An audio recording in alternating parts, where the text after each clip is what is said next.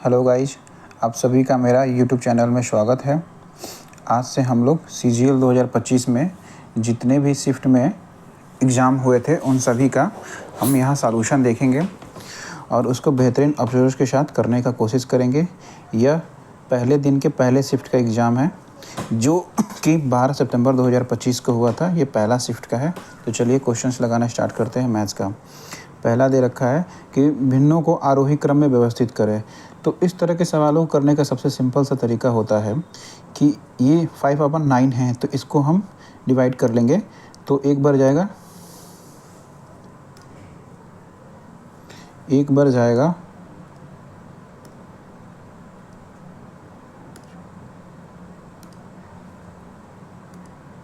ठीक है, 5/9 है। इसको हम डिवाइड करेंगे जब, तो हमारा जाएगा 9 पचे 45, फिर 9 पचे 45, ऐसे करके आगे बढ़ता जाएगा। 4/7 को जब करेंगे तो 40/7 होगा, 0.40, 7 पाँचे 35, बचा 5, 7 7 49।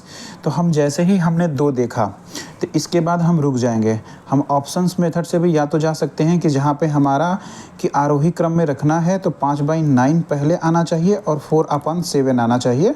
उसके बाद हम आए तो या तो सबको हम कर सकते हैं, या फिर अगर हम सिंपल सा अप्रोच लगाना चाहें तो हम ये देख सकते हैं कि इसमें पहले ये आएगा फिर ये बाद में आएगा। तो हम इसको करके देखते हैं ये आ रहा है कि नहीं। तो कौन से ऑप्शंस में देखते हैं, क्या 5/9 इसमें पहले आ रहा है? नहीं, इसमें नहीं आ रहा है, तो ये गलत हो जाएगा। तो ये ऑप्शन गलत हो जाएगा। अब हम तीसरे ऑप्शन की तरफ जा रहे हैं। क्या देख रहे हैं, क्या इसमें 5/9 4/7 से पहले आ रहा है? तो नहीं आ रहा है, तो ये भी गलत हो जाएगा। क्या चौथे ऑप्शन में 5/9 4/7 से पहले आ रहा है? नहीं हो रहा है, तो हमारा ये ऑप्शन 2 ऑटोमेटिक सही हो जाएगा। ठीक है, हम नेक्स्ट क्वेश्चन की तरफ बढ़ते हैं। हमारा अगला क्वेश्चन है सिंप्लीफाई करना है। तो इसमें है कि सिंपल सा करना है कि ये 2 सही 1/2 है, तो ये हो जाएगा 2 दूनी के 4, 1 5/2। 5/2 को हम लोग 2.5 लिख सकते हैं, प्लस 3/6 ब्रैकेट में माइनस 1/9। अब हम इतनों को जोड़ेंगे तो 6 5 11 का 1 हासिल 1, 3 2 5 1 6, 6.1 माइनस 1.9। अगर हम इनमें से इसको घटाते हैं तो 11 में से 9 गया 2, और 4 में से 1 और 5 में से 1 गया 4, 4.2। ये आपका पहला ऑप्शन सही हो जाएगा। अब हम चलते हैं तीसरे क्वेश्चंस की तरफ। तीसरा क्वेश्चन है कि इवेलुएट करना है। ठीक है, इसमें देखिए आपको इस तरह के सवालों को करने का सबसे अच्छा मेथड होता है कि सबसे छोटे तरीके से स्टार्ट करेंगे। यहाँ से 3/4 माइनस 1/4 है, तो आप इसमें ये देखेंगे कि जब हम इसका एलसीएम लेते हैं तो 3 - 1 ऊपर हो जाएगा बटा में 4, तो यानी कि बचेगा 2/4, यानी कि 1/2। यानी कि इतने की वैल्यू हमें 1/2 मिल गया। इतने की वैल्यू हमारे पास 1/2 आ गया, और ये यहाँ से 1/2 आएगा तो ये मल्टीप्लाई हो जाएगा, तो आ जाएगा 1/4। यानी कि हमें पूरे की वैल्यू यहाँ तक की 1/4 मिल गया। तो चलिए करके देखते हैं। ये हो गया 1/4। अब यहाँ से ये नीचे आ जाएगा 1/3। 1/3 माइनस 1/4, जब हम इनका एलसीएम लेंगे तो 12 होगा। 3 चौके 12 और 4 तिहाई 12, यानी कि 1/12। तो हमें यहाँ तक की वैल्यू जो होता है 1/12 आ गया। तो चलिए इसको भी करते हैं। 1/12 ये आ गया आपका 1/12 पूरा, और यहाँ से आ जाएगा 5/6।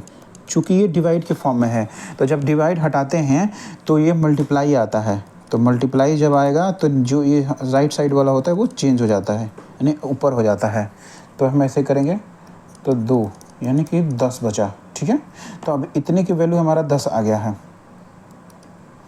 चलिए देखते हैं। ये जो पूरा वैल्यू है यहाँ से लेके यहाँ तक का, ये हमारे पास 10 है, और ये जो है 7 चौक 28, एक 29/4, 29/4, और ये माइनस यहाँ बीच में। तो अब इसको हमें ऐसे करने के लिए जब हम एलसीएम लेते हैं तो 10 चौके 40, तो 29 माइनस 40/4, यानी कि ये हो जाएगा -11/4। और इसको और हम ब्रैकेट में वो तोड़ेंगे तो 4 दूनी के 8, 3/4। तो यही हमारा आंसर हो जाएगा। चलिए अगले की तरफ चलते हैं। अगला देखिए, आपको दे रखा है कि 200 सॉफ्टवेयर इंजीनियरों के नमूने से दी गई जानकारी का उपयोग करके पाइथन में कुशल लोगों और जावा में कुशल लोगों का अनुपात आपको ज्ञात करना है। पाइथन में आपको देखिए आपको पाइथन में कुशल लोग और जावा में कुशल लोगों का अनुपात चाहिए। देखिए, पाइथन में कुशल लोग और जावा में कुशल लोगों का अनुपात, आप चूँकि ये देखेंगे कि केवल पाइथन में कितने लोग हैं, 70 लोग हैं, और पाइथन प्लस जावा में कितने हैं, क्योंकि जावा भले उसके साथ है लेकिन पाइथन भी तो है उसके साथ, तो उसमें कुल मिला करके 50 लोग। वैसे ही केवल जावा में कितने लोग हैं, 60 लोग हैं, और पाइथन और जावा में 50 लोग। तो ये हो जाएगा 120 और 110, ये से कट जाएगा, तो आपका आंसर आ जाएगा 12/11, जो कि ये होगा। चलिए नेक्स्ट क्वेश्चन की तरफ चलते हैं। नेक्स्ट क्वेश्चन ये कह रहा है कि अरविंद ने 80,000 रुपये निवेश करके एक व्यवसाय शुरू किया। 4 महीने बाद भाविन 1,20,000 रुपये के साथ शामिल हो गया। शुरुआत से 8 महीने के अंत में चंदन 1,60,000 के साथ शामिल हो गया। कुल लाभ 1,05,000 है, तो चंदन का हिस्सा बताइए। यानी कि जो सबसे बाद में शामिल हुआ है चंदन, उसका हमें हिस्सा बताना है। तो यहाँ पे मेन ये है कि यहाँ पे ये नहीं बताया है कितने महीने तक अरविंद ने किया।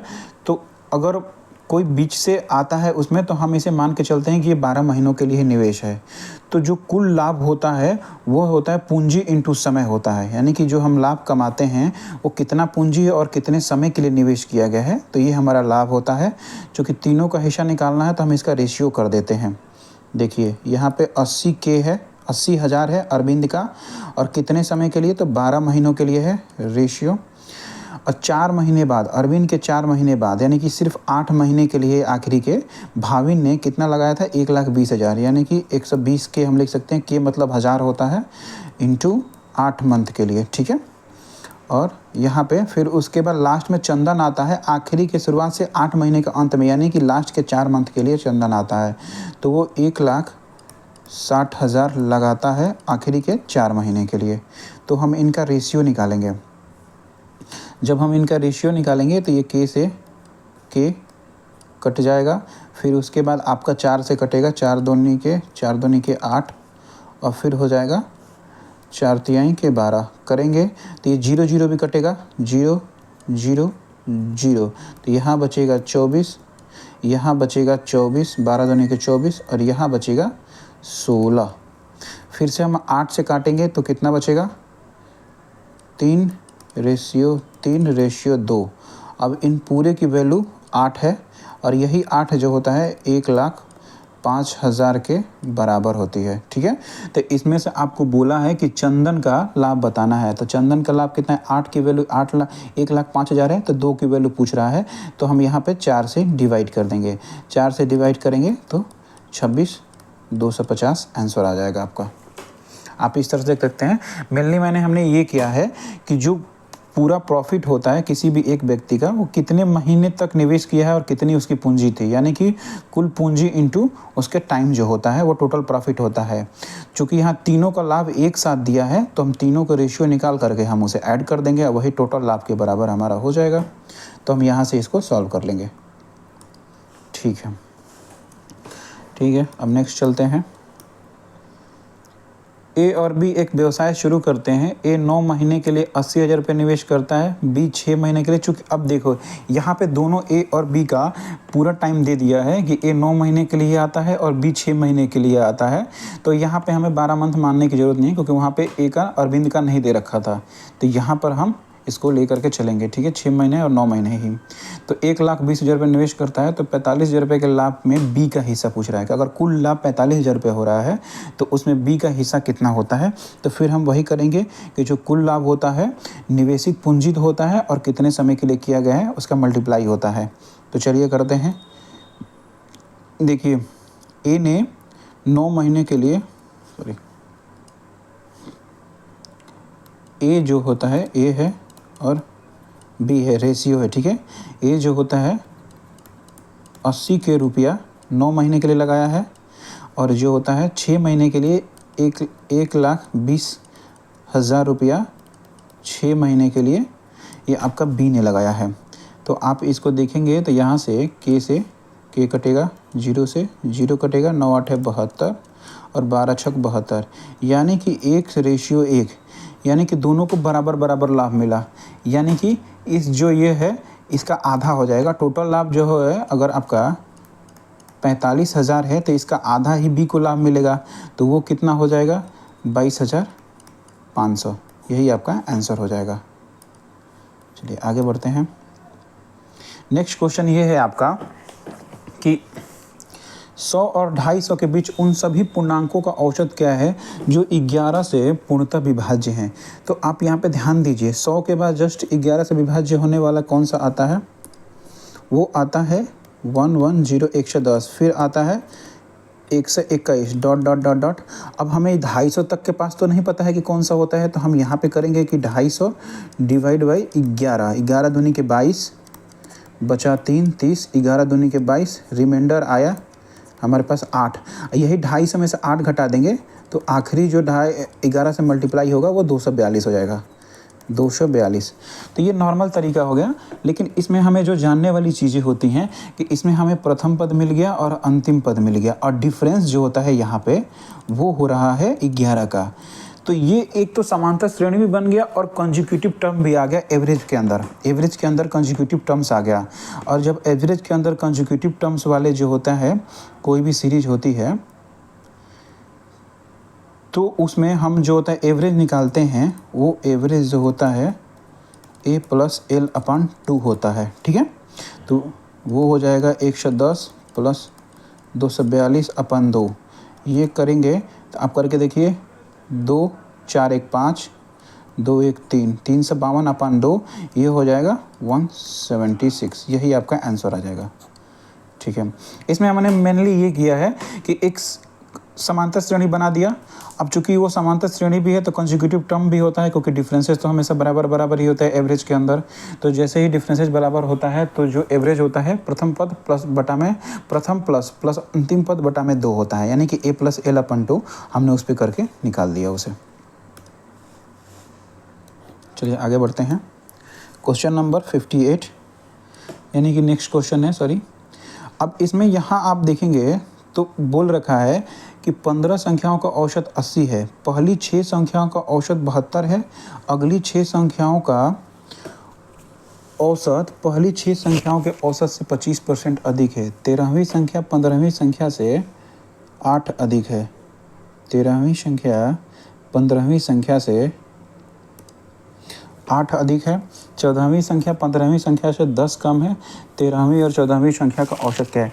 पहले तो हमें यहाँ 2 चीज़ें जानने की ज़रूरत है। पहला चीज़ आप ये जानिए कि ये देखिए आपको कि ये होता है average is equal to some बटा में नंबर। ठीक है, तो यहाँ से सम क्या हो जाएगा, equal to average into number. तो ये याद रखिए कि सम जो होता है एवरेज इंटू नंबर होता है। हम इसका यूज ही हम आगे इसमें करने वाले हैं। ठीक है, सम पे ही सारा चीज़ निकालेंगे। तो चलिए देखते हैं। अब पहले यहाँ आप एक चीज़ ये करेंगे कि आप निकालेंगे 13, 14 और 15वीं संख्या। 13, 14 और 15वीं संख्या बोला है कि 13वीं संख्या 15वीं संख्या से 8 है अधिक है। मान लें कि 15वीं संख्या x है तो 13वीं संख्या x + 8 हो जाएगी। 14वीं संख्या 15वीं संख्या से 10 कम है तो x - 10 हो जाएगा। ठीक है, 13वीं और 14वीं संख्याओं का औसत पूछा है। 13वीं और 14वीं संख्याओं का औसत क्या होता है, 2 संख्याओं का, दोनों का जोड़ बटा में 2 कर देंगे। तो हम यहाँ पे करेंगे तो 2x - 2 हो जाएगा। अगर हम 8 - 10 करते हैं तो -2 आएगा और 2x हो जाएगा। तो ये हो जाएगा 2x - 2/2, यानी कि x - 1। तो हमें निकालना है वैल्यू x - 1 का। जो भी हमारी x की वैल्यू आएगा उसमें से -1 कर देंगे तो हमारा आंसर आ जाएगा। तो चलिए करते हैं। 15 संख्याओं का औसत 80 है तो सम कितना हो जाएगा, 80 × 15। ठीक है, आपका कितना सम हो जाएगा, ठीक है, 80 × 15। ये पूरा 15 संख्याओं का। इसमें से अगले 6 प्रथम 6 संख्याओं का औसत 12 है, अगली 6 संख्याओं का औसत इतना है, उसको घटा देंगे। 6 संख्याओं का औसत 72 है तो 6 संख्याओं का सम हो गया। अगली 6 संख्याओं का औसत जो होता है पहली 6 संख्याओं के औसत से 25% अधिक है। 25% देखेंगे आप, 25% जब हम निकालते हैं तो वो होता है 1/4, यानी अधिक है तो ये हो जाएगा 5/4। इतना ही हो जाएगा। जब हम इसको सॉल्व करेंगे तो आप ये देखेंगे कि हम यहाँ से 72 कॉमन लेते हैं। ठीक है, यहाँ से हम 72 कॉमन जब लेते हैं यहाँ से, तो ये देखिए 6 6 72 इंटू 6 कॉमन ले लेते हैं, 5/4 4 1 9/4 6 इंटू 72 4 1 4 9/4 9/4 तितली के 3 दूनी के 2 36। ठीक है, तो यहाँ पे 36 108 108 गुणे 9 15 7 105 15 9 9 10 80। इसे हमें पूरी तरह से कैलकुलेशन करना पड़ेगा। चलिए हम इसे देखिए, यहाँ पे ये जो है 72/4 है, तो इसे अगर हम यहाँ से काटते हैं तो ये हो जाएगा आपका 18, और 18 5 6 18 इंटू 5 ये हो जाता है पूरा ये 90, ये 90 हो जाएगा। तो यहाँ पे 6 गुणे 72 प्लस 6 गुणे 90, तो 6 कॉमन लेते हैं तो 72 और 90 करते हैं तो 2 और 9 7 16 6 इंटू 162। अगर हम इसको और मल्टीप्लाई करते हैं तो 6 दूनी के 12 के 2 हासिल 1 6 6 के 36 1 37 के साथ हासिल 3 6 3 972 972, और ये इतना कितना हो जाएगा 15 8 120 होता है 1200 1200 माइनस 972। तो 1200 माइनस 972 करेंगे तो 10 में से 2 गया 8, 10 में से 2 गया 8, और 9 में से 7 गया 2, और 11 में से 9 गया 2 228। यानी कि 3 संख्याओं का योग आपका 228 आ रहा है। तो 3 संख्याओं का एवरेज कितना हो जाएगा? 3 संख्याओं का 28 जब आपका 228 आ रहा है योग, तो 3 संख्याओं का एवरेज 3 करेंगे तो 3 7 21 1 3 6 18 21 1 76, सॉरी 10 में से 2 गया 8 76 1 75.67, अराउंड यही हो जाएगा। देखिए 76 तक आ रहा है लगभग, तो ये एक अगर ये x की वैल्यू आ रहा है अराउंड तक, अगर x माइनस 1 हम यहाँ पे करते हैं तो 76 माइनस 1 75, जो कि इसके अराउंड लगभग वैल्यू ये है। थोड़ी सी मुझसे कैलकुलेशन मिस्टेक लग रहा है, कहीं हो रहा है, नहीं ये भी हो जाता 6 इंटू 72 6 इंटू 90। चलिए नियरेस्ट वैल्यू तक कितना आ रहा है हम आगे चल के देखते हैं। दूसरा सवाल,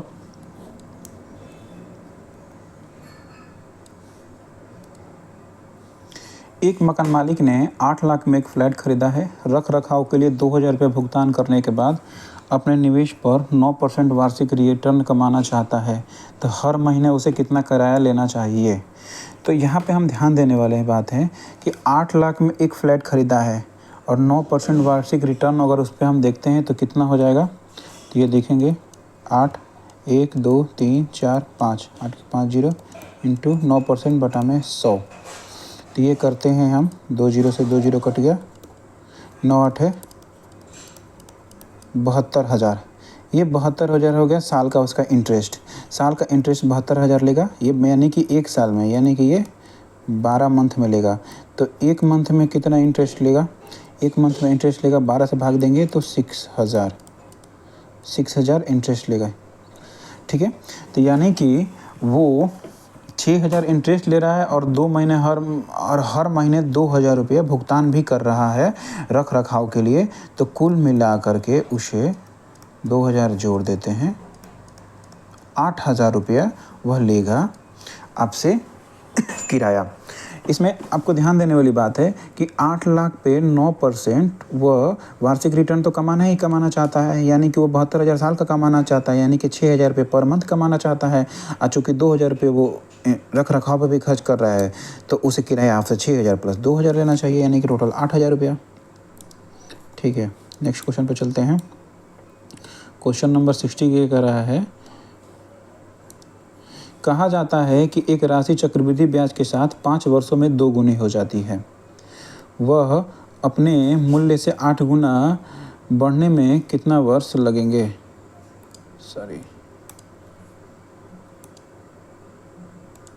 बढ़ने में एक चक्रवृद्धि ब्याज की दर से 5 वर्षों में हो जाती है, 5 वर्षों में 2 गुनी हो जाती है। आपको यहाँ पे ध्यान देने वाली चीज़ें होती हैं कि इस पे दो तरह का सवाल बनता है, एक एसआई पे बनता है, एक सीवाई पे बनता है। अगर आपका यहीं पे अगर एसआई पे बनता, मैं पहले एसआई पे आपको बता रहा हूँ। कोई धनराशि है, मान लो कि वो 100 है, 5 वर्षों में 200 हो रही है, तो यानी कि उसका एसआई जो होता है वो 100 बढ़ा, यानी कि वो एसआई जो होता है उसका 100 बढ़ता है।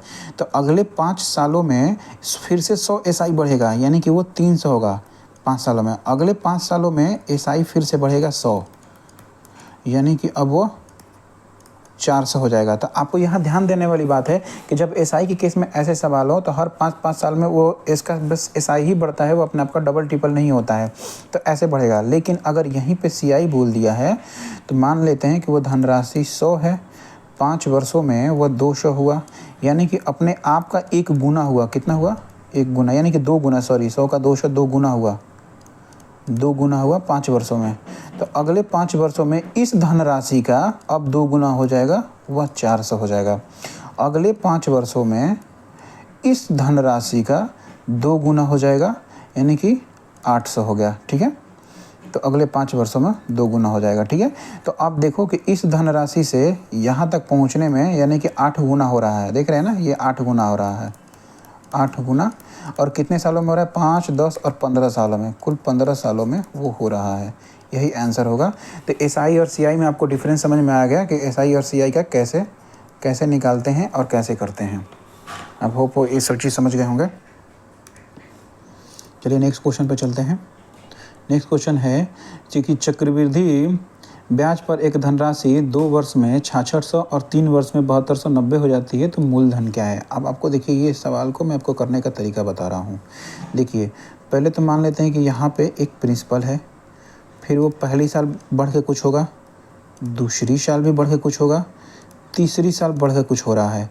तो दूसरी साल आपका 6600 हो रहा है और तीसरे वर्ष जो होता है 7920 हो रहा है।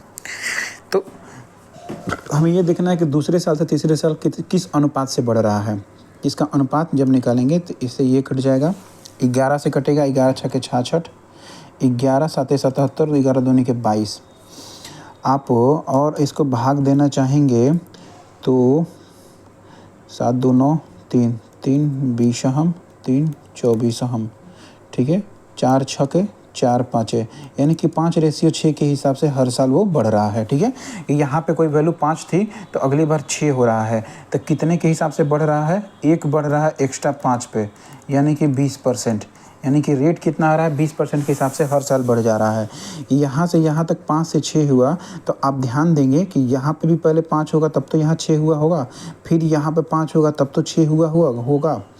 तो यानी कि आप ये देखेंगे कि हर बार पीछे की तरफ 5/6 होता जा रहा है। ठीक है, तो आप ये देखेंगे कि P जो होता है दूसरे साल में जा रहा है तो 5/6 का स्क्वायर हो जाएगा।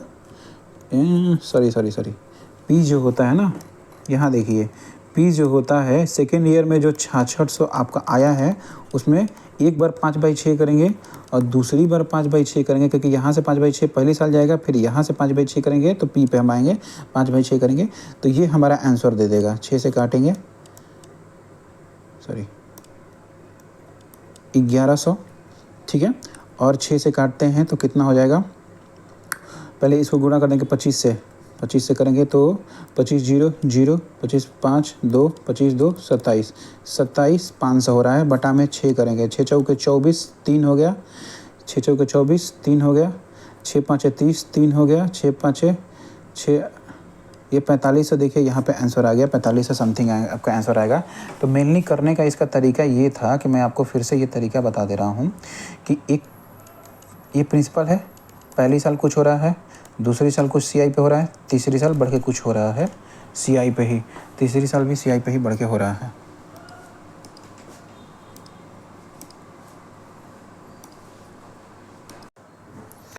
तो आपको इसमें मेनली ये देखना है कि प्रिंसिपल जो होता है इस पे कुछ ब्याज लगा था, जो पहली साल इतना हुआ, फिर इस पे वही सेम ब्याज लगा, दूसरी साल इतना हुआ, तीसरी साल इतना हुआ। तो ये दोनों साल, दूसरी और तीसरी साल का हमें अमाउंट दे रखा है, तो हम दोनों का रेशियो लेते हैं तो 5:6 आता है, यानी कि 5:6 के अनुपात से बढ़ रहे हैं। यहाँ से 5:6 हुआ, तो इससे पहले भी तो 5:6 हुआ होगा यहाँ पे, फिर उसके बाद यहाँ पे 5:6, तो यानी कि 2 बार 5/6 हो रहा है। अगर यहाँ से हम यहाँ तक जा रहे हैं तो 2 बार 5/6 हो रहा है। प्रिंसिपल जो होता है सेकेंड ईयर का जो आपका वैल्यू है उसका 2 बार 5/6 हो रहा है, और यहाँ से आप आंसर निकालेंगे तो आपका आंसर आ जाएगा। या फिर अब यही चीज़ है कि ये जो वैल्यू हमारा आ रहा है इसको निकालने के लिए अब सिंपल सा, अगर आप इस पे जाते हैं, एक दूसरा मेथड A = P 1 + R/100 के पावर n, ठीक है। दूसरे साल का निकालेंगे, A2 निकालेंगे, फिर A3, क्योंकि यहाँ पर आपको A2 और A3 दिया है, दोनों की वैल्यू निकालेंगे और डिवाइड करेंगे, फिर भी आपका 5/6 ही आएगा और रेट जो होता है 20% के हिसाब से ही आएगा और तब आप वहाँ से करेंगे। ये शॉर्टकट मेथड होता है जो मैंने आपको अभी समझा दिया है।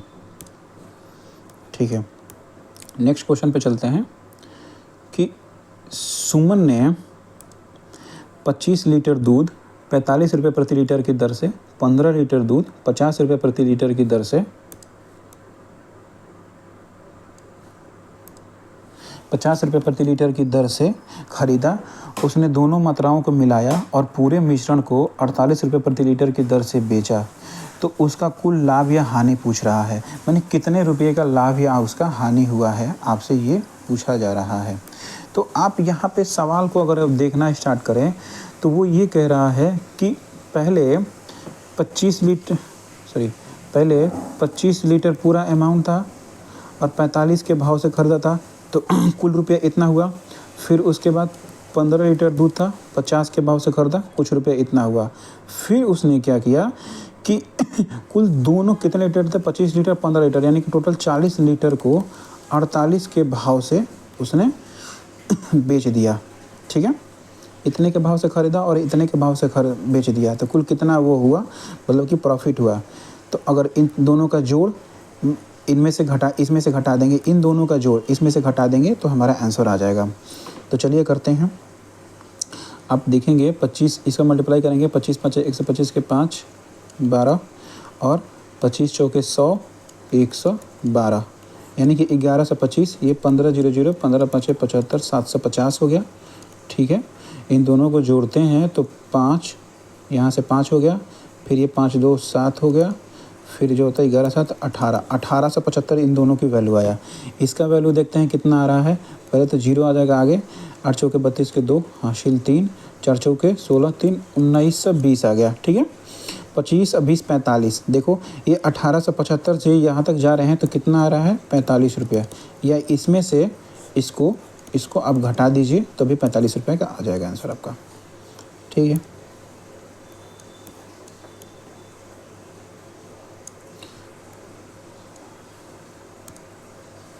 एक खिलौना निर्माता ने 90,000 रुपये की कुल लागत से 1200 खिलौने कारें बनाई। ठीक है, खिलौना कार बनाता है, उसने 200 कारें जो होता है एक चैरिटी में दान कर दी।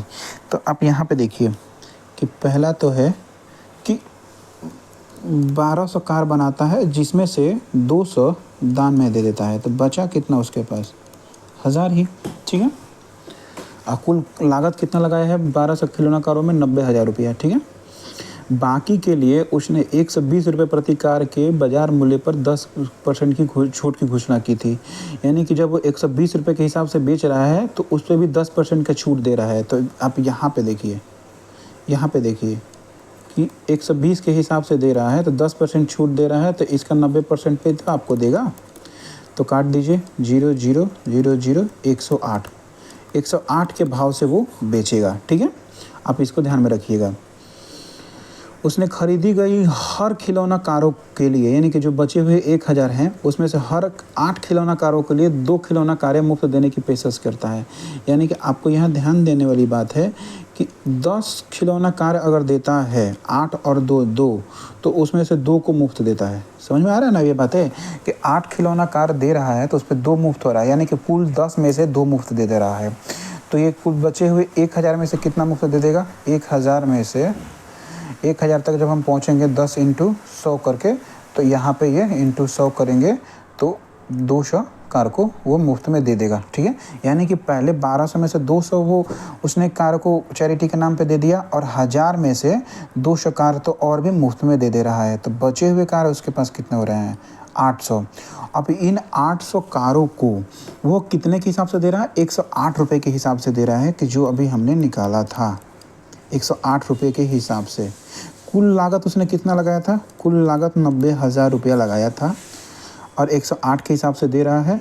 तो चलो इसका मल्टीप्लाई करते हैं, 2 0 तो यहाँ आगे आ जाएगा, 8 से करेंगे तो 8 8 64 के 4, 8 0 तो 6 ही हो जाएगा और 8 86,400 लगाया था 90,000, अब बेच रहा है 86,400 में, यानी कि उसको लॉस कितने का हो गया, 90,000 माइनस 86,400 करेंगे तो 87,000 में 3,600 हो जाएगा। ठीक है।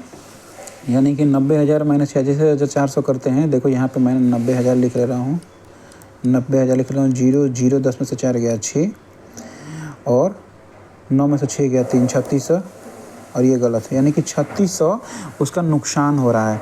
और ये जो 3600 का नुकसान हो रहा है,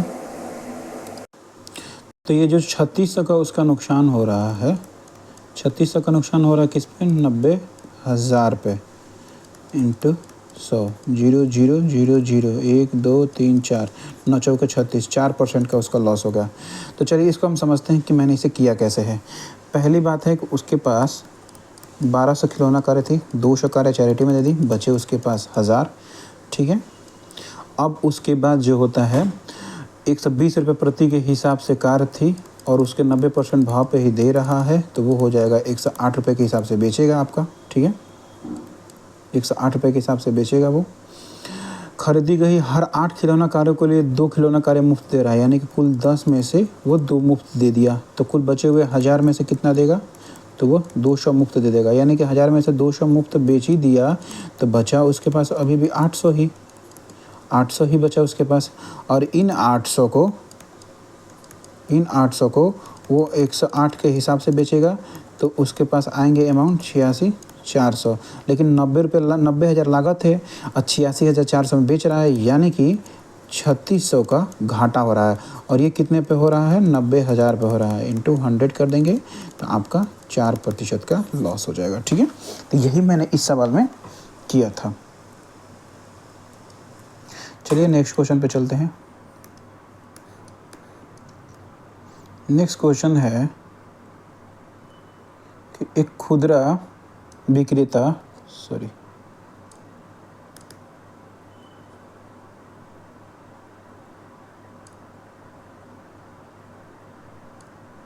चलिए देखिए, एक खुदरा विक्रेता एक एयर कंडीशन को उसके लागत मूल्य से 80% अधिक मूल्य पर बेचता है। मान लेते हैं कि उसका लागत मूल्य जैसे कि जो कि कॉस्ट प्राइस है और ये मार्क प्राइस है। कॉस्ट प्राइस जो होता है वो 100 मान लिया, 80% अधिक मूल्य लगा रहा है तो वो 180 हो जाएगा। ठीक है, प्लस 80% करा तो 180 हो जाएगा। वो 25% अतिरिक्त छूट प्रदान करता है। इस पे 25% का वो छूट प्रदान करता है। तो यानी कि यह 25% जो होता है, ये जो 25% होता है, ये होता है 1/4। चूँकि ये छूट प्रदान कर रहा है, तो बचेगा शेष 3/4। ठीक है, बचेगा हिस्सा 3/4। इसका अगर हम 3/4 हिस्सा निकालते हैं तो कितना हो जाएगा हमारा? 4 से 4 चौके 16, 4 5 20, 45 इंटू 3 135।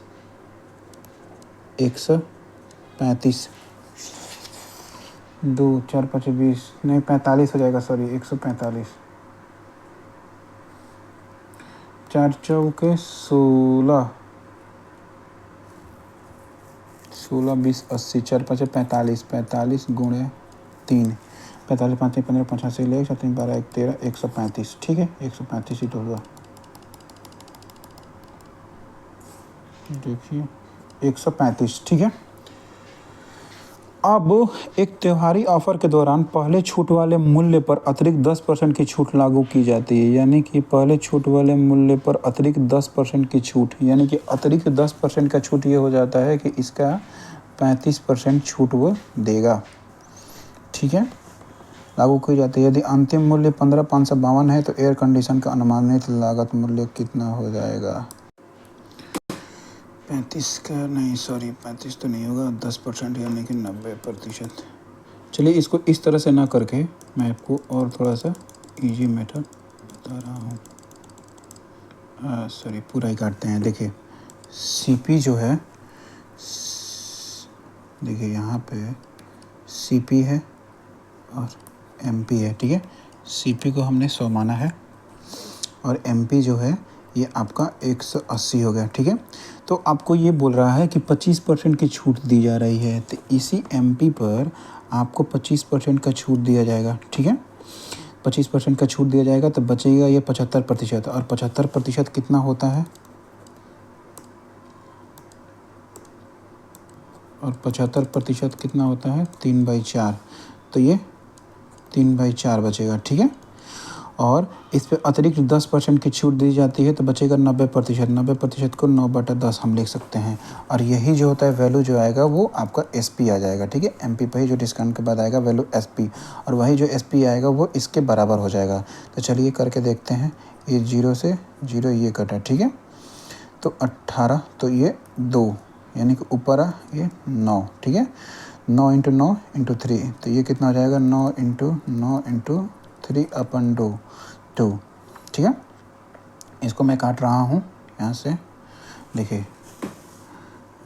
9 × 9 × 3/2 जो होता है, यही जो होता है 15,552 के बराबर होगा। अगर हम 9 से काटते हैं इसको तो 9 × 9 6, 9 × 7 63, 65 था तो 9 × 63 2, 25, 9 दूनी के 18 7, 9 8 72, 1728। अब 9 से अगर हम फिर काटते हैं तो 9 × 9 8, 82 हो गया, तो 9 9 81, 1 18, 9 दूनी के 18। 3 से काटते हैं तो 3 6 के 18, 3 4 के 12, और ये इधर जाता है तो 1 टेंस टू जो होता है 128। हमें 100 की वैल्यू निकालना था 12800, तो यही आपका आंसर हो जाएगा 12800। इसमें देखिए मैंने सिंपल सा यही किया था, कुछ नहीं किया था कि आपको यहाँ पे एक CPU मैंने मान लिया और MP उसके हिसाब से ले लिया। CPU मैंने 100 मान लिया, MP 180 आ गया, और ये जो SP हमने निकाल लिया, इस पर कुछ डिस्काउंट एक बार मिला, फिर दूसरी बार डिस्काउंट, पहली बार डिस्काउंट, दूसरी बार डिस्काउंट मिला, दोनों के वैल्यू वो करके यहाँ पे SP आया। वो जो SP यूनिट में आया वो रियल जो होता है SP के बराबर था, उतने यूनिट की वैल्यू, तो 1 यूनिट की वैल्यू मैंने निकाल लिया, तो 100 यूनिट की वैल्यू यहाँ से ये आंसर आ गया।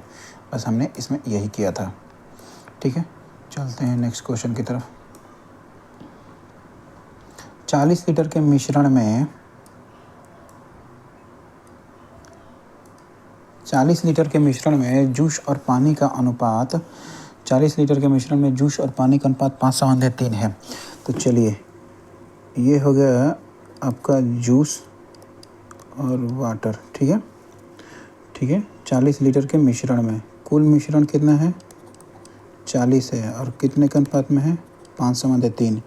जूस और पानी का अनुपात 2:3 करना है। फाइनल जो करना है आपको 2:3 करना है। तो इस मिश्रण में कितना पानी मिलाया जाना चाहिए, यानी कि जूस पहले भी स्थिर था, यहाँ पर भी स्थिर रहेगा, बदलाव तो पानी में ही होगा ना, कि कितना पानी मिला करके रेशियो जो होता है 2:3 हमें करना है, ठीक है। तो हम पानी मिला रहे हैं, यानी कि जूस पहले भी 5 रहेगा तो यहाँ पर भी रहेगा, यानी कि दोनों में जूस का रेशियो सेम करेंगे, ठीक है। बात आपको समझ में आएगा। यहाँ 5:3 था, यहाँ पे 2:3 है, तो जूस तो सेम है, पानी को ही तो हमें छेड़ा जा रहा है, तो यहाँ पे ×2 से, यहाँ पे ×5 से हो जाएगा। समझ में आ रहा है। तो नेक्स्ट आ जाएगा, ताकि दोनों 10-10 बराबर हो जाए, 10/6, और ये हो जाएगा 10/15, ठीक है। तो अब आप देखोगे तो जो जूस है ये आपका अब स्थिर हो गया 40 लीटर के वाटर में जूस है। पानी में बदलाव कितना हुआ +9, ठीक है, +9 का बदलाव हुआ है। तो आप एक चीज़ ध्यान दो, 6 का ही तो 1.5 गुना 9 होता है ना, तो जितना वैल्यू पहले ओरिजिनल में था उसका 1.5 गुना ही तो इसमें हुआ है, 1.5 गुना ही पानी मिलाया जाना चाहिए। तो अगर हमें 6 की वैल्यू आ जाती है तो उसका 1.5 गुना कर देंगे तो 9 आ जाएगा, क्योंकि 6 का ही 1.5 गुना 9 होता है, ठीक है। तो 10 6 16 की वैल्यू जो होता है 40 लीटर है, तो आपकी 6 की वैल्यू कितनी हो जाएगी 40/16 × 6, ठीक है। तो इसको काटते हैं, 2 3 2 8 है, 8 5 है, ठीक है। तो 6 की वैल्यू जो होती है 15 हो गया, तो 9 की वैल्यू कितना हो जाएगा, ये 1.5 गुना है इसका, तो यहाँ से 1.5 गुना करेंगे तो 22.5 लीटर, ऐसे ही होगा। तो हमने इसमें क्या किया है आप ये देखोगे, तो हमने इसमें सिंपल सा एक यही काम किया है कि जूस को छेड़ा नहीं गया है। जूस का जो मात्रा था वो पहले भी था, बाद में पानी मिलाने के बाद भी उतना ही रहेगा, तो हमने जूस की मात्रा को बराबर कर लिया है। तो इस समय ये पता चलेगा कि पहले पानी कितना था, अब पानी कितना हुआ, तो पानी कितना बढ़ाया गया है। तो ओरिजिनल 6 यूनिट था और बढ़ाया गया है, और उसमें +9 यूनिट और किया गया है, यानी कि इसका 1.5 गुना बढ़ा दिया गया है, ठीक है। तो मैंने यहाँ से 6 की वैल्यू निकाल ली है, 10 + 6 16, 16 की वैल्यू जो होता है, ये जो 16 है इसकी वैल्यू जो होता है यहाँ पे 40 है। तो जब 16 की वैल्यू 40 हो रही है तो 6 की वैल्यू 15 हो जाएगी। जब 6 की वैल्यू 15 हो जाएगी तो 9 की वैल्यू 22.5 लीटर हो जाएगा। ये आपका आंसर हो जाएगा, ठीक है। ठीक है। अब नेक्स्ट क्वेश्चन करते हैं कि ए किसी काम को 15 दिन में कर सकता है, बी उसी काम को करने में 20 दिन लगते हैं। ए जो होता है 15 दिन में कर रहा है, बी उसी काम को 20 दिनों में कर रहा है। यदि वे मिलकर 4 दिन काम करते हैं तो काम का कितना भाग शेष रह गया। अब पहले तो ए का टोटल वर्क डे दिया है, तो कुल टोटल वर्क कितना हो जाएगा, एलसीएम ले लेंगे तो टोटल वर्क आ जाएगा 20 और 15 का एलसीएम 60, यानी कि 60 यूनिट ये काम हो गया। ठीक है, टोटल वर्क। तो एक दिन में ए 15 दिन काम कर रहा है, तो कुल वर्क टोटल वर्क 60 है, तो एक दिन में 4 यूनिट काम करेगा। बी जो होता है 20 दिन में काम कर रहा है, टोटल वर्क 60 है, तो एक दिन में 3 यूनिट, यानी कि इन दोनों की एफिशिएंसी हो गया 4 और 3। ठीक है, तो दोनों मिलकर के एक दिन में 7 यूनिट काम कर रहे हैं। ध्यान देना कि दोनों जो होता है ए प्लस बी जो होता है एक डे में 7 यूनिट काम कर रहे हैं। ठीक है, 4 + 3 7 यूनिट। तो 4 डे में कितना करेंगे, 7 चौके 28 यूनिट, 28 यूनिट काम करेंगे। तो यहाँ से 28 अगर हम घटा देते हैं, 10 में से 8 गया 2, 5 में से 2 गया 3, यानी कि 32 यूनिट काम अभी भी बाकी है।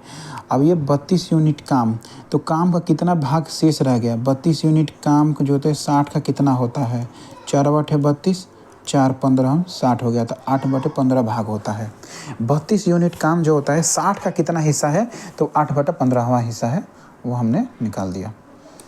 चलो अब नेक्स्ट क्वेश्चन पे चलते हैं। ये आपका क्वेश्चन है कि 90 रुपये प्रति किलोग्राम और 150 रुपये प्रति किलोग्राम की कीमत वाले 2 तेलों को मिश्रित करके 144 रुपये प्रति किलोग्राम की दर से बेचा जाता है, तो 20% का लाभ मार्जिन प्राप्त होता है। तो मिश्रण में दोनों तेलों का अनुपात पूछा है। दोनों तेलों का अनुपात क्या होता है। अब इसमें आपको एक चीज़ ध्यान देने बात है कि यहाँ हम एलिगेशन मेथड से कर सकते हैं, लेकिन एलिगेशन मेथड लगता किस में है, तो समान चीज़ों पे लगता है कि समान अनुपात की चीज़ें हों। जैसे कि 90 रुपये प्रति किलोग्राम, 150 रुपये प्रति किलोग्राम कीमत वाले 2 मिश्रण, यानी कि इनका कॉस्ट प्राइस दिया है कीमत, और यहाँ पे 144 जो होता है इसका सेलिंग प्राइस है, और 20% लाभ पे 144 कमा रहा है। ध्यान समझ में आ रहा है ना, किसी भी चीज़ का 20% प्रॉफिट कमा रहा है तो वो 144 के हिसाब से बेच रहा है। ठीक है, तो 100 चलो यहाँ पे 120 की वैल्यू जो होता है, 100 से 120 की वैल्यू जो होती है वो होता है 144। तो 100 की वैल्यू निकल सकता है ना, क्योंकि वही उसका मूल ओरिजिनल होता है। ठीक है, या फिर हम ये भी कर सकते हैं कि चलो अगर ये चीज़ें समझ में नहीं आती हैं तो 20% प्रॉफिट ले रहा है, देखो यहाँ पे, तो ये 1/5 प्लस, यानी कि कोई भी वैल्यू जो होती है वो 5 से 6 हो रही है। ठीक है, इसका मतलब यही हुआ कि कोई भी चीज़ 5 से 6 हो रही है, तो 6 की वैल्यू जो होता है 144 दिया है, तो 5 की वैल्यू हमें निकालना है, यही इसका कॉस्ट प्राइस हो जाएगा। 6 का करेंगे तो 6 दूनी के 12, 2 6 चौके 24। ठीक है, अब 5 × 24 करेंगे तो 20 × 5 100, 4 × 5 20, यानी कि 120 कॉस्ट प्राइस 120 हो जाएगा, 120। यानी कि अब हम एलिगेशन लगाएंगे कॉस्ट प्राइस पे। ठीक है, देखो 90 रुपये के हिसाब से ख़रीदा, एक 150 के हिसाब से ख़रीदा, और कुल मिला के दोनों को मिश्रित करके 120 के हिसाब से बेच दिया। तो यहाँ पर 30 आएगा उसका वस्तु। ठीक है, और यहाँ पर भी 30 आ जाएगा। दोनों मिश्रण में तेल, यानी कि तेल की संख्याएं जो होती है, मैंने कितना लीटर तेल है, कितना किलोग्राम तेल है प्रति केजी आ गया। ठीक है, 30-30 यानी कि 1:1। देखो कॉस्ट प्राइस क्या होता है, कीमत जो होता है इतना रुपये प्रति किग्रा होता है, रुपया प्रति किग्रा यहाँ पे हो रहा है कॉस्ट प्राइस, ध्यान देना। तो रुपया तो हमने यहाँ लिख दिया, प्रति केजी जो होता है ये नीचे आ जाता है जब हम इसको ऐसे करते हैं, तो 1:1 के हिसाब से वो हो जाएगा। ठीक है, नेक्स्ट क्वेश्चन है कि 3 पाइप ए, बी और सी जो होता है एक टैंक को क्रमशः 6, 8 और 12 घंटे में भरने में सक्षम है। जब तीनों पाइप जो होता है एक साथ खोले जाते हैं तो वे पाइप सी बंद होने से पहले 2 घंटे तक काम करते हैं। उसके बाद चलो पहले यहाँ ये देखते हैं कि ए बी सी जो होता है, ए बी सी, ये 6 घंटे, ये 8 घंटे और ये 12 घंटे में ये भरने में सक्षम है। तो टोटल वर्क कितना काम कर रहे हैं, 12 चौक 48।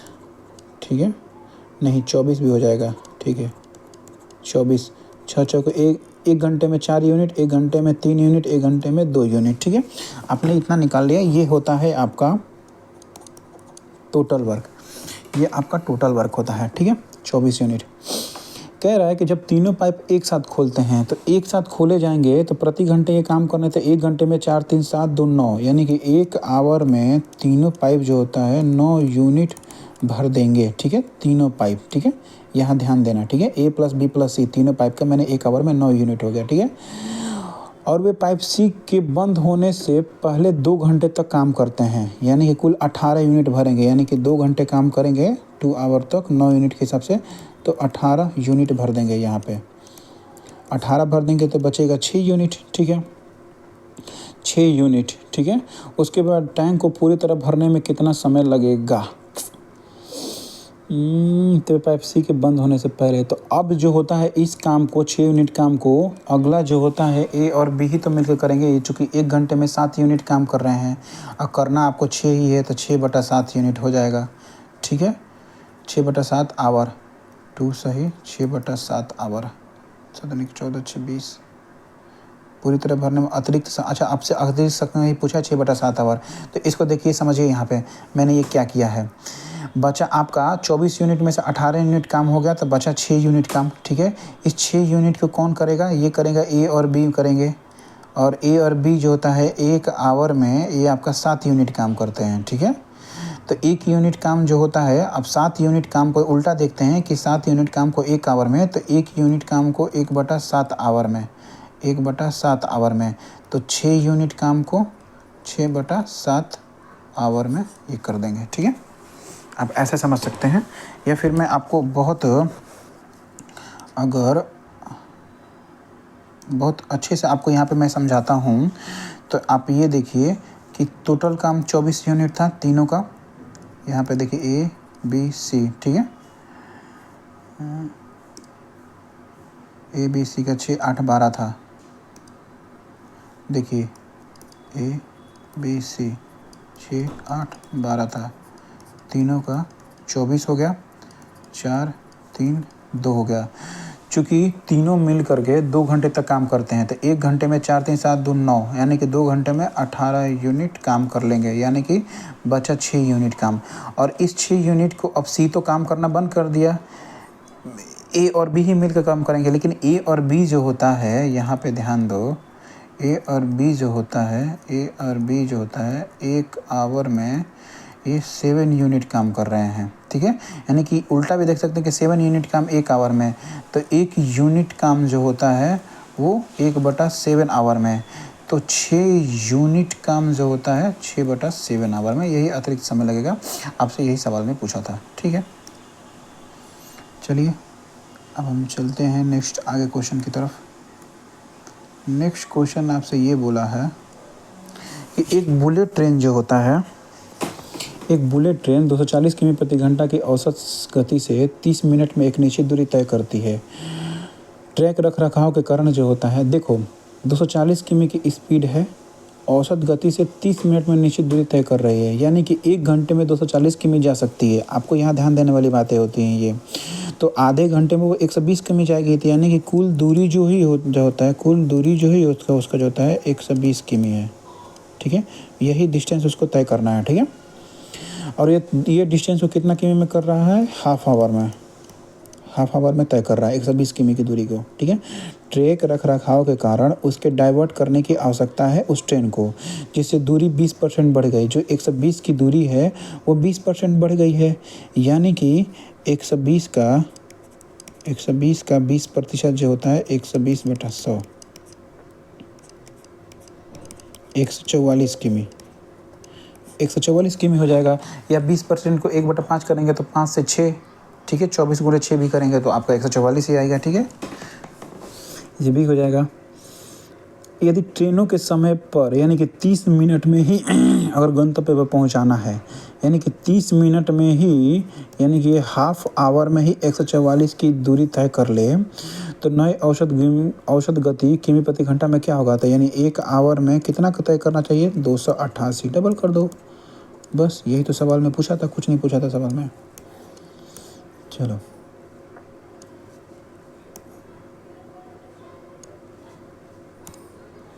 दो कारें एक सरवाई 360 किमी की दूरी स्थित बिंदुओं से चलना शुरू करती हैं। तो यहाँ से यहाँ तक एक बनाएंगे, एक सरवाई है, 360 किमी की दूरी है, समान गति से यात्रा करती हैं और समान गति से, यानी कि दोनों की स्पीड सेम है।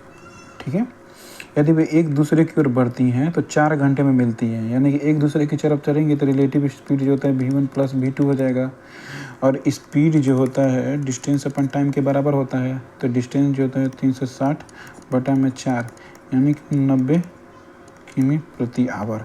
ठीक है, अगर एक ही दिशा में चलते हैं तो relative speed v1 minus v2 होता है। 360/12 घंटे में मिल रहे हैं तो टाइम 12, यानी कि 30 किमी प्रति आवर।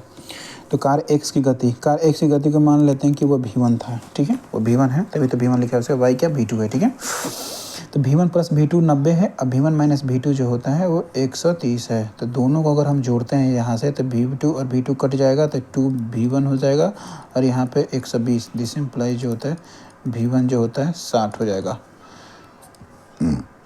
ठीक है, अब नेक्स्ट क्वेश्चन पे चलते हैं। ठीक है,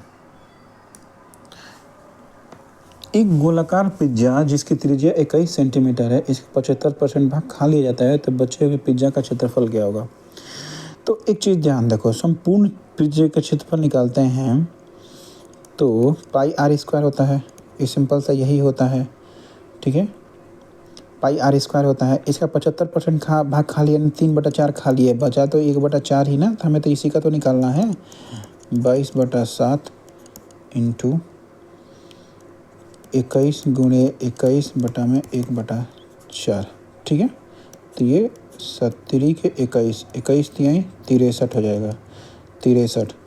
ठीक है, तो 22 गुणे 63/4, 2 और 11 से मल्टीप्लाई करेंगे, 63 में 11 33 के 3 हासिल 3, 11 के 66 3, 69/2।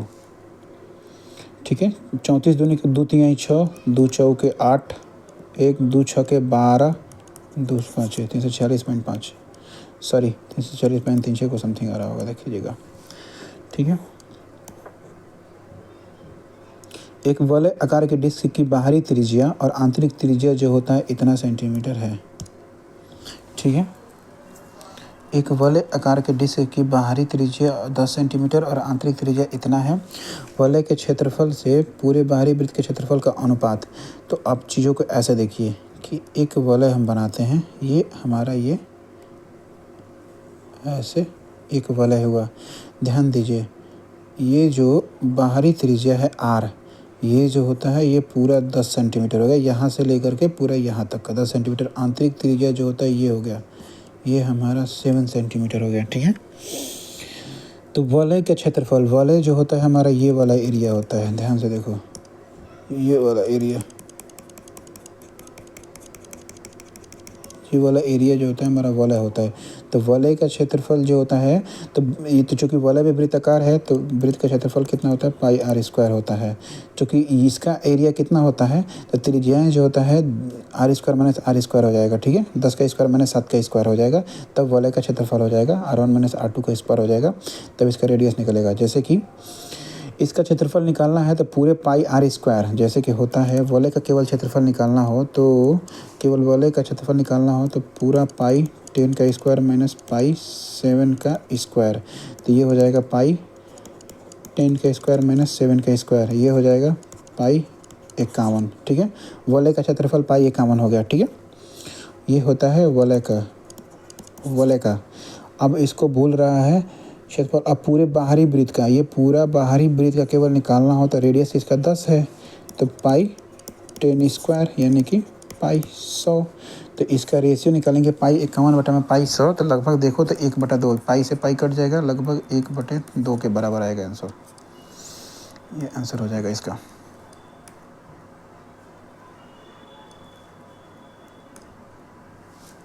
एक साइकिल के एक पहिए की त्रिज्या 35 सेंटीमीटर है, तो आपको रेडियस मिल गया 35 सेंटीमीटर। 1/4 चक्कर में इसके परिधि का कितना भाग तय होता है।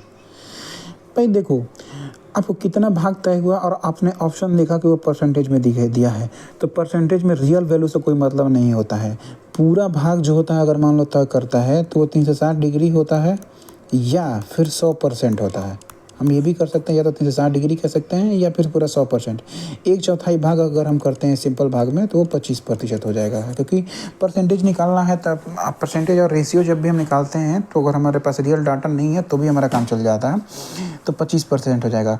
अगर आप ऐसे इसको नहीं देखना चाहते हैं तो सिंपल सा आप काम करेंगे कि पहला कह रहा है कि कितना भाग जो होता है तय होता है, तो मान लेते हैं कि एक चौथाई भाग का रेडियस निकालेंगे, जैसे पाई आर स्क्वायर का 1/4, फिर यहाँ पाई आर स्क्वायर इंटू 100, यानी पूरे भाग का एरिया और 1/4 भाग का एरिया इंटू 100। यहाँ से पाई आर स्क्वायर कट जाएगा, 1/4 इंटू 100 करेंगे तो ये 25% ही आएगा, वही आएगा। The line y equal to mx है, पासेस थ्रू 1/8 से, तो 1/8 जो होता है, ये जो होता है मान के चलो कि 1/8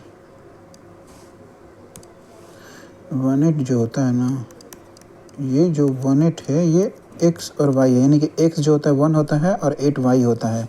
तो हमारे पास रेखा क्या दिया है, y इक्वल टू mx, तो y की वैल्यू 8 है, ठीक है, mx प्लस 5 और m इंटू 1 प्लस 5 और 5 उधर जाएगा तो m is equal to 3, answer हो गया।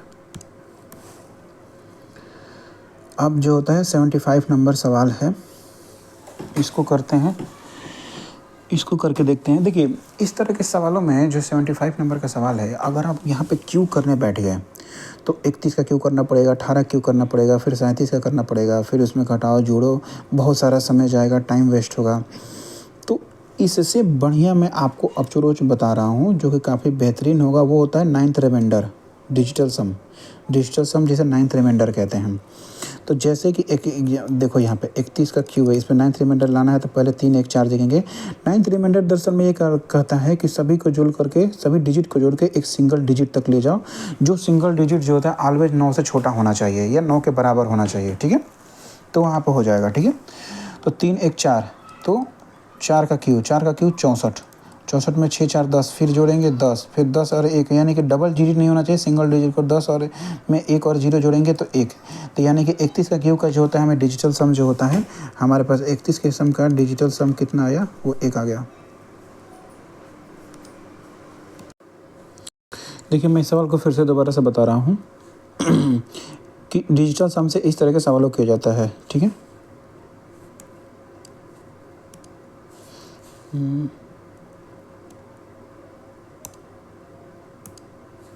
देखिए अब 31 का क्यू है, इसका डिजिटल सम निकालना है, तो जब भी क्यू होता है पावर में तो पहले नीचे का निकालते हैं, 3 1 4। डिजिटल सम यही कहता है कि 9th जो रिमाइंडर है उसमें जो होता है डबल डिजिट को सिंगल डिजिट तक करते चले जाते हैं और वो 9 या 9 से छोटा होना चाहिए, ठीक है। तो हम ये करते हैं 3 1 4, 4 का क्यू ये होता है 64, अभी भी डबल डिजिट में है तो जोड़ देंगे, 6 4 10, 10 अभी डबल डिजिट में तो 1 0 1 हो जाएगा, यही आपका 31 के क्यू का डिजिटल सम आ गया। फिर वैसे ही हम 18 के क्यू का करेंगे, 8 1 9, 9 का क्यू यानी कि 729। अब ऐसे करेंगे 7 2 9, 9 9 18, 18 8 1 9, और 9 का जो होता है ना 9 से कट रहा है पूरी तरह से, 9/9, यानी कि 9th रिमाइंडर यही कहता है कि 1/9 कर रहे हैं तो 9 से डिवाइड नहीं जाएगा तो यही इसका 1 बच जाता है शेष, ठीक है। तो 9 है, 9 से कट जाएगा तो यहाँ पे 0 डिजिटल सम हो जाएगा, चीज़ें समझ में आना चाहिए, ठीक है। वैसे ही 37 का क्या क्यूब करेंगे, ठीक है, 7 3 10, 10 का क्यूब करेंगे, ठीक है, 10 को और करेंगे तो 1 का क्यूब यानी कि 1 हो गया इसका, ठीक है, डिजिटल सम। और 210 का जो होता है 210 का वो 3 हो जाएगा। तो अब रखते चलेंगे, यहाँ पे आपका आ रहा है 31 के क्यू का 1 आ गया, 18 के क्यू का 0 आ गया, ठीक है। 37 का क्यू का जो होता है -1 आ रहा है +3, क्योंकि भाई 37 का क्यू का 1 आया और माइनस लगा था तो माइनस लगा दिया, अब +3। तो अब काटेंगे 3 1 4 -1 यानी कि 3 ही होगा, ठीक है। 3 डिजिटल सम आ रहा है वो भी प्लस में, ध्यान देना कि प्लस में आना चाहिए 3 डिजिटल सम। अब हम यहाँ पे ये करके देखेंगे किस में, मान लो कि यहाँ पे सब निगेटिव है, अब निगेटिव में 3 डिजिटल सम नहीं आ रहा है तो हम जैसे कि निगेटिव आएगा तो 9 जोड़ के देखेंगे कि क्या वो आ रहा है कि नहीं आ रहा है। तो चलो मैं इसको हटाता हूँ यहाँ से और फिर करके देखते हैं। 6 3 9 कट गया, 8 1 9 कट गया, 0 बचा, तो ये नहीं होगा। 8 1 9, 4 2 6, ठीक है। तो यहाँ पे ध्यान दो, 8 1 9, 1 और 8 से 9, 9 9 से 9 कट जाएगा, 4 2 6, तो -6 अब +9 = 3। ये आपका आंसर बन जाएगा, ठीक है। बाकी और को भी चेक कर लेते हैं। 5 4 9, 9 से कट जाएगा, 7 6 13, 3 1 4, -4 + 9 = 5। पॉजिटिव लाना है, पॉजिटिव 3, तो -4 में 9 जोड़ते चले जाएंगे, ठीक है। अब यहाँ पे देखो 5 4 9 हटेगा, 3 2 5, -5 + 9 = 4। हमारा आंसर लास्ट में वही हो जाएगा, ठीक है। Thank you. आपका आज का इतना ही 25 सवाल थे, जो कि पहले दिन के पहले शिफ्ट के। हम फिर बाकी भी नेक्स्ट शिफ्ट का सवाल हम करते चलेंगे, ठीक है। Thank you.